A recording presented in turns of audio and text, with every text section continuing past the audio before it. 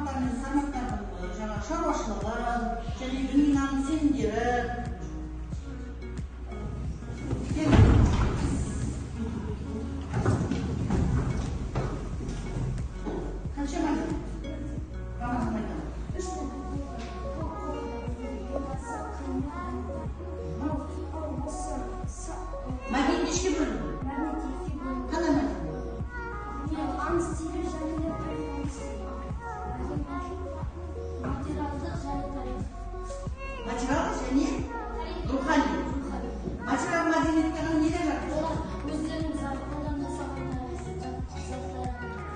материалдық мәдениетте, қолмен ұстап сезінетін.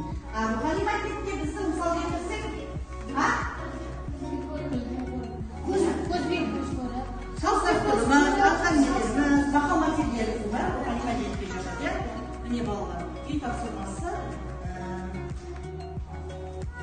не осыдан тақырыбы, мына жібек жолының жаңағы маңызы, жібек жолының Қазақстанда өткен бағыттары, сенімдері, мәдени даму жібек жолының ықпалы. Біз осы сабақ бастамасы кішкене бейне өзі көп болайық. Сосын ары сабағымызды жалғастырамыз. Тағы мұқият қараймыз. Ұлы жібек жолының пайда болу тарихы. Ұлы жібек жолы Қытай мен Еуропа елдерінің арасын байланыстырған сауда жолы. Біздің заманымыздан бұрынғы бірінші мыңжылдықтың ортасында дала жолы іске қосылды. Осы дала жолын Ұлы жібек жолы деп аталды 1877 жылы белгілі неміс географы Фердинанд фон Рихтхофен ұсынды. Бұл атау Қытайда шығарылатын жібек матасына байланысты. Және нөкерлері осы жібек шапаннан кигендігі дәлелденген. Біз енді Қытай жаңағы бастау алып деді, Қытай Қонке өзенінің бойынан, сонымен қатар осы жетісу Қытайдан Қытай қорғанының шетінен шығып, Іле өзенінің бойынан Ыстықкөлге барып, Ыстықкөлден екі тармаққа бөлінді деп атаймыз. Біздің Қазақстан алдынан жетісу өңірінен, яғни олардың шығатын жері мынау жетісу өңірі. Ал оңтүстікке шығатын жері біздің Іскечаққа келіп, Іскечақта тағы екі тармаққа бөлінді. Оңтүстікке жаңа Еуропаға шығатыны біздің Түркістаннан кейінгі жаңағы Сауран, ары қарай жаңа қазір айтатын болсақ Қызылорда, одан кейінгі барып, ары Еуропаға шығып. Бұл жаңа жерорта теңізі жағалауындағы Орта Азиядан қаншама жаңағы тұтыну бұйымдары келіп отырғанымен, сол себепті Қытай жолы өте өзінің жібек жолына шаруашылығына тигізген Қытай жібек жолының шаруашылыққа тигізген маңызды пайдасы бұл жаңағы біздің қазіргі жүрген жүзіміміз. Немесе жаңа неде көрсеткен Қытай бұрышы деп айтқан сол қазірге дейін сол Қытай далар бұрышы сол жібек жолы бірінші ғасырдан бері келе жатқан және де ол шығыс Орта Азиядан тілдер, мүйіз-тұмсықтар және де аулауға арналған тұстар, солардың барлығы сауда айналымында болған жібек матамен арналмай сөйтіп өте күшті халыққа айналған. Біз айтып қазақтар бұрынғы уақытта ежелгі кезде көшпелі қазақ болған. Және осы жібек маталарының ең жаңағы сауда орталығы десем отары осы Іскечақ Тараз қаласы көне қалалардан бірі. Үлкен жаңа сауда орталығы қазір айтып отырмын, сауда орталықтарымыз қаяқта мысалы? Мейлі Жетісайдан дейді, Жетісайға барып аламыз деп Жетісайдың базарынан. Сол сияқты сауда орталық ол кезде жаңа Іскечақ бүгінгі Сайрам ауданы. Яғни Сайрам ауданы деп жатамыз. Отырар қаласы білесіздер, Іскечақ Сайрам ауданы жаңа Шымкент қаласынан 7 километр жерге орналасқан. Мына Сауран, Сығанақ, Созақ, Янкент, Байтақ, Сарайшық кетті жаңағы батысқа қарай. Сонымен қатар Ташкент, Самарқанд, Бұхара арқылы Европаға қарай өтті. қазақстанның ұйымдардың өзі хас шеберлер жасады. Оның дәлелі ретінде мына біздегі жаңағы Тараз қаласынан табылған құмыралар, жаңағы Отырар қаласынан табылған флосфор ыдыстары, жаңағы лазурит бағалы тастардан жасалған, сонымен қатар осындай мәліметтерде олар өз үлесін үлкен үлесін қосып отыр. Қазақстаннан шығатын жер осы Спичак қаласы, Спичак сол кезде ірі қалалардың бірі болды. Яғни керуен, керуен. Басында керуенмен шықса, керуен тек қана матамен емес, бұдан кейінгі барып мәдениет дамытты деп қоя. Ол өздерінің жазушы ақындарымен бірге, өздерінің қорғайтын нөкерлерімен бірге шығып отырған. Яғни мынау мені жолда келе жатқан, біз елестетеміз жібек жолы осылай шөл, дала шөлейіп жүрді, онда жерлер де болған. Яғни көбалай шалын жерлер болған. Қалалық жаңағы тұрақтанып қазақтар көшпелі болып түзеткенде екі түрін өтіп қоя, көшпелі және жартылай көшпелі және көшпелі отырықшы халық деп. Міне осы жібек жолының арқасында не болды? Қазақтар отырықшылыққа айналды. Себебі жаңағы айтып қой, Орта Азиядан жеміс-жидектердің көшетін әкеле бастады. Жаңағы егіншілікпен жаңа айналысқа бастады да, соның отырықшылыққа айналды. Ал енді мынау жаңағы бірі көне қалаларымыз, бірі Тараз қаласы. Енді мына шығысқа шығатын жолдың басты бір бағыты облыстың батыс жетісу жеріне өтеді. Ол Тараз қаласы арқылы Алматыға жетіп, одан шетке түсуге Жаркент арқылы шығысқа бет алады. Ал екінші шығыс бағыт Алматы, Қапшағайдан өтіп Шеңгелді, Алтынемек, Дүнгенге Қойлы қалаларын басып өтіп, Алакөл және Жұмға басатын шығысқа қарай. Мына штатқа бөліп тұр. Алихан және Мұраттың және Матаковна, яғни біздің жер мақтамыз, қорқушылар бар, Аяғу, Бекболат, Үнжу, Шұғыла, Алихан, Керуен тобына. Ақылбек Жауға, Рамазан Сабина, Дұмқамбет, Тура. Қаншыдан, Дұмқанның керегі жоқ, солында керегі жоқ. Бұл жерде тұрып жұмыс жасайсыздар. Сол жайлы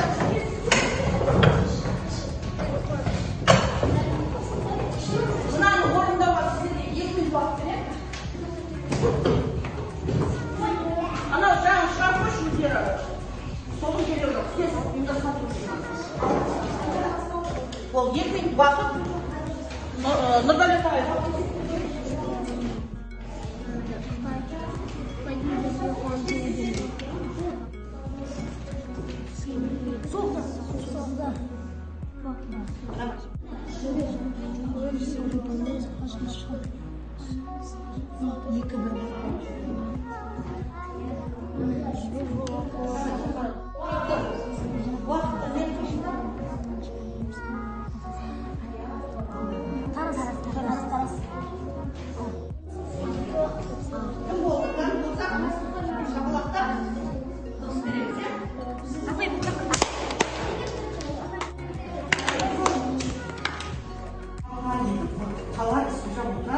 Дизайнер шеберлері қолынан шыққан күміс мұралар Қазақстанның қай қаласынан танылған дейді?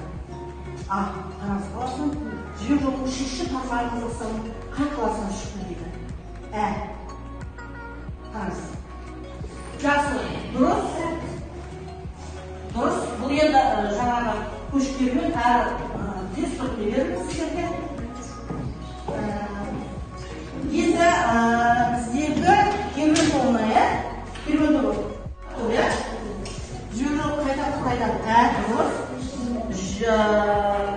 Жібек сатуда қай мемлекет бәсекеге түскен ел? Иран десіздер. Сол дәлетті бәсекеге. Ұлы жібек жолымен алғаш сауда байланысын қашан жасалды? Дұрыс. Жібек жолы арқылы таралған діндер дейді. Дұрыс. Жібек жолы арқасында көп елге тараған әлі күнге дейін. Дұрыс.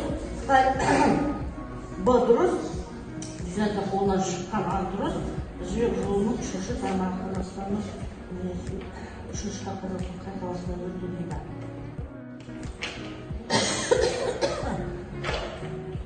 Бұл екісіне бізде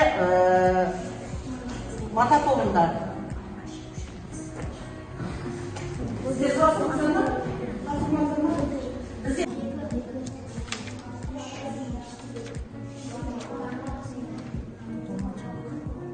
Мен bunu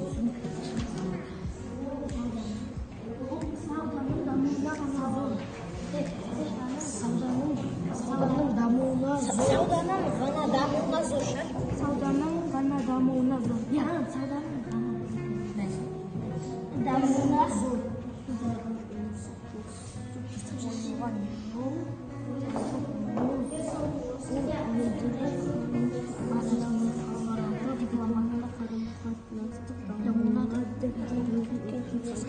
Апай, біттік.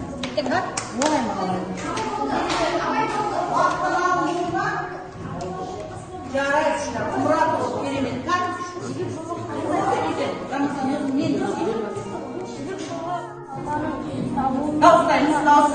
Зор үлесі қосылған жоқ. Ол шығыс пен батысты елдердің арасында халықаралық ғұлама қатынасының дамуына да өзінің үлкен пайдасын тигізді. Керемет, көрдіңдер ма? Балалар түсіндіңдер ма? Мына әр тапсырма сіздерді мына өткен сабағымыз, қазір өтіп жатқан сабағымызға байланысып отыр. Тек қана олар не қылды? Сіздердікі тек саудамен де байланысып қойған жоқ, дипломатия, қарым-қатынасы да орнатты деген, иә? Кеткен жоқ, дауыстап отырыңыз, қа? Халықтар арасындағы жібек жолы сауданың ғана дамуына зор үлесін қосып қойған жоқ. Ол шығыс пен батыс елдерінің арасындағы халықаралық дипломаттық қарым-қатынасының дамуына да өзінің үлкен пайдасын тигізген. Керемет, керемет балалар.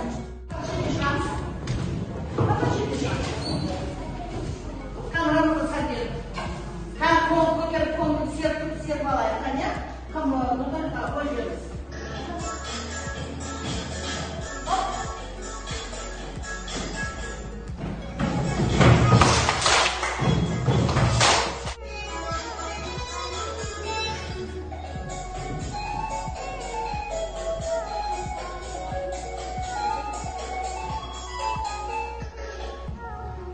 Серік алып та?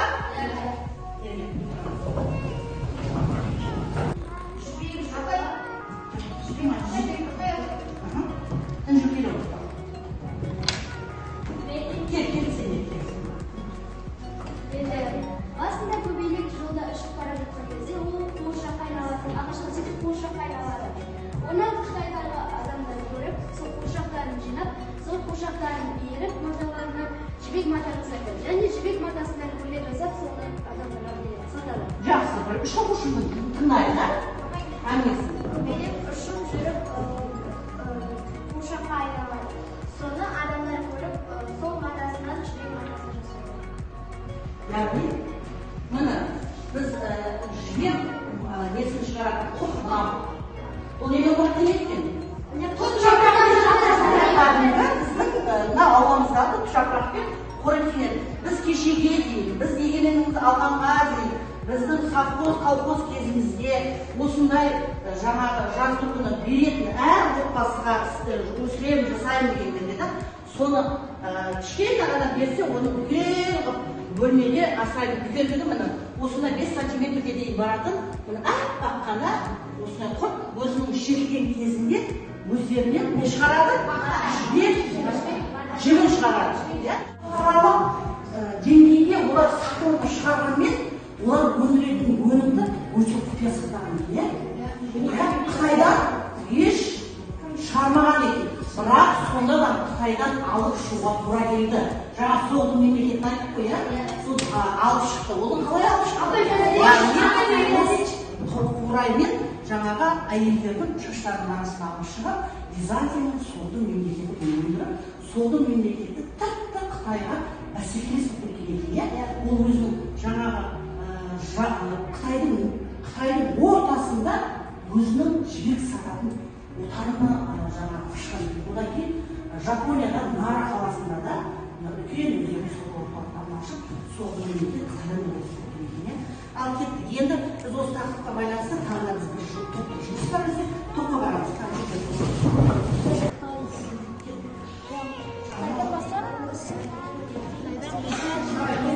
Қытай басталып Давай,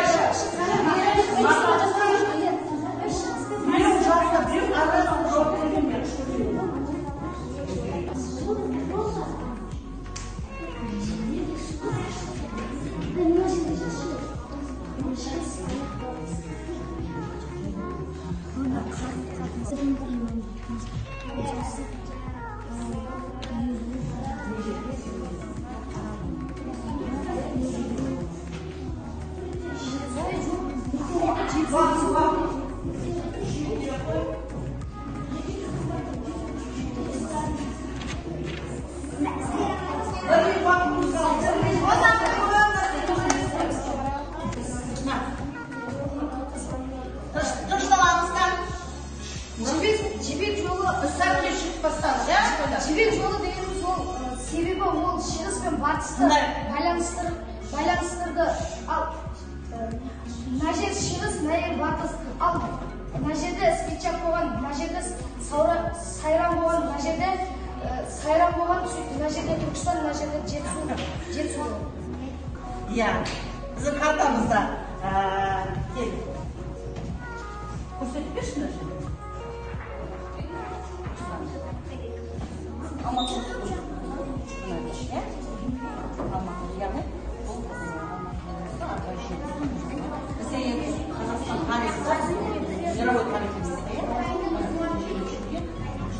Сайрап қаласында 7 километр жерде Шымкенттен. Қосарларыңыз бар ма? Ұлы сөзінің қосылуы, ұлы сөзінің қосылуына бізде керуен тобы түсініп берді. Жақсы, жарайсыздар, өте керемет. Жібек мантасы басқа елдерге қарай Қытайдан басталып көптеген басқа елдерге таралған. 1-2 ғасырда басталып, 6 ғасырда Европаға барлық елдерге таралған.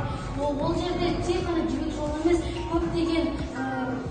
көптеген ыдыстар сатылған, сауда болған. Кедер жасымыз бұл. Ол жерде мазурит, нефрит ыдыстар да болған. Тастар болған. Кейін олар 3 жолға бөлінген, олар мазурит, нефрит, дала жолдары. Қазақстан үшін маңызды болған олардың мал шаруашылығына және егін шаруашылығына материалдық мәдениетімізге қарым-қатынасымызға материалдық заттар мен мәдениетімізге үлкен Ой, дауыстап айтамыз. Рамазан? Өте керемет.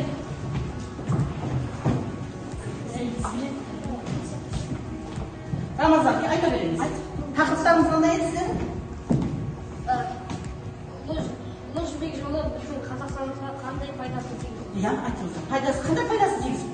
Бізге айтатын оның материалдық заттарымызбен Біздің шаруашылығымызға, мәдениетімізге,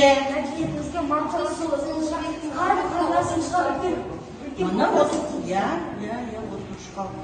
қанша мына шаруашылығымызға қанша түрлі жеміс дақылдарды біз егіп үйрендік, жарайды, керемет. Біз сабағымызда қазір қорытындылау бөліміне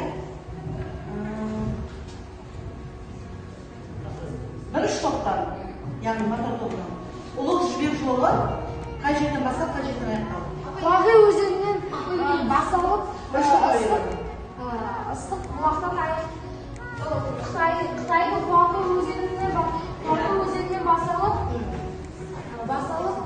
ол батыс шығыс солтүстікке байланысты бұлақтан аяқталды.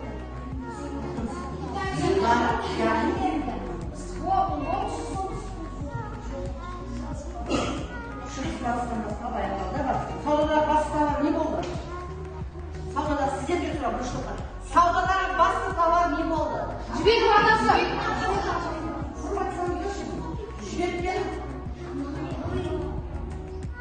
қандай жалақыны, ақыны немен төледі? Осы жібек матасы, жібек матамен Қытаймен бәсекеге түскен қандай еді? Қандай еді? Соқты. Жания қандай еді? Апай соқты. Қандай соқты? Жапония ретіндегі астанасы қай қала болды? Жамия айтып не болады? Жапония. Как келесі соққан? Қай қалада? Ежелгі астанасы. Жаңа айтып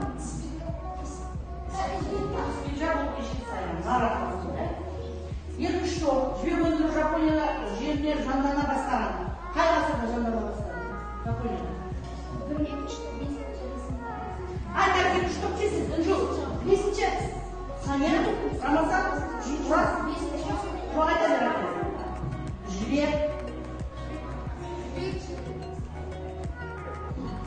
жібек матасы қай ғасырда жанлана бастады?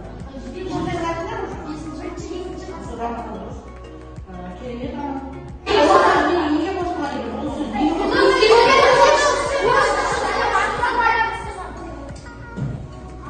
ал енді осы жерде жолға дипломатиялық сауда желісі ретінде жұмыс істей бастаған мерзімін айтыңдаршы.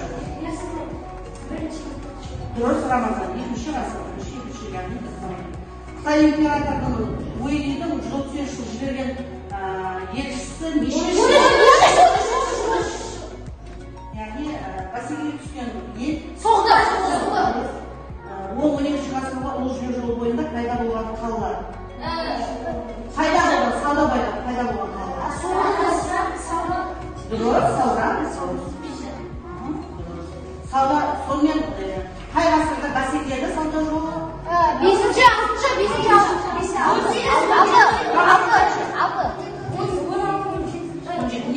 Не себеп бұл бәсекелі?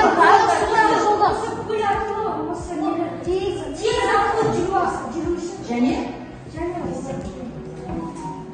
моңғол шапқыншылығының әсерінен де біздің жібек жолы неғылды өзінің бағыттарын өзгеріп болды. Бұл сабақ түсінікті ма? Бұл керемет балалар, өте керемет. Біздегі айтатын болса мына жерде Ерболат бар, Рамазан, Ораз, Аят, біздегі жаңағы жеке неғылатын болса қыздар Інжу, біздегі Күншула, керемет сіздердің бұл жаңа белсенді қатысып отырсыңыздар. Енді бүгінгі сабақ осымен аяқтаймыз.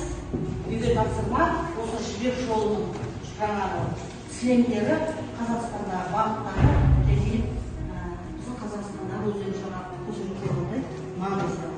Бір өздері не түсіндіңіздер, түсінбеген жерлеріңіз болса, мен бүгін не білдім, не үйрендім, менің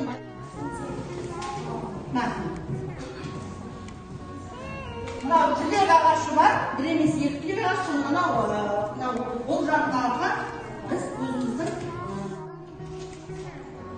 сенеміз. Жоқ, сабақ түсінікті болды ма балалар? Не бүгін мен не білдім, не үйрендім, несін байқағаным.